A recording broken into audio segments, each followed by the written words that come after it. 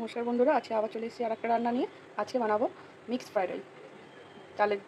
চালের জন্য জল বসিয়ে নিয়েছি গরম, চালটা ধুয়ে আধা ঘন্টার জন্য রেখে দিয়েছি।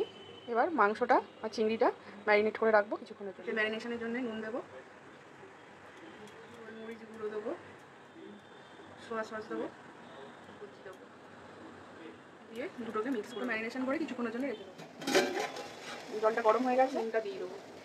এবার চালটা আমরা এতে আস্তে করে দিয়ে দেবো। এতে অল্প পরিমাণ একটু তেল দিয়ে দেবো, 1 চামচ মতো ভিনেগার দেবো। আমার 80% হয়ে গেছে। এবার আমি ভাতটা তুলে নেবো। ভাতটা আমি জল ছড়িয়ে নেবো একটা পাত্রে।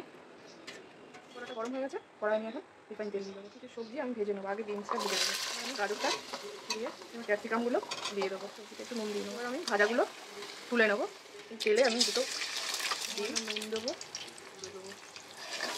এবার ডিম ভাজাটা তুলে নেবো। ডিম ভাজা তেলেই চিকেনটা যেটা ম্যারিনেট করে রেখেছিলাম সেটা ভেজে নেবো। চিকেনটা ভাজা হয়ে গেছে, এবার তুলে নেবো। ম্যারিনেট করা চিংড়ি মাছটা ভেজে নেবো। মাছটা ভাজা হয়ে গেছে, এবার আমি তুলে নেবো। চিংড়ি মাছ ভাজার তেলে রসুন কুচি একটু ভাজা ভাজা হয়ে গেলে আমি কুচানো পেঁয়াজ ভাজা হয়ে গেছে। এবার এর মধ্যে আমি সবজি ভাজা, চিংড়ি মাছ ভাজা, মাংসটা, ডিমটা দিয়ে দেবো। ভাতটা এবার এর মধ্যে মিশিয়ে নেবো।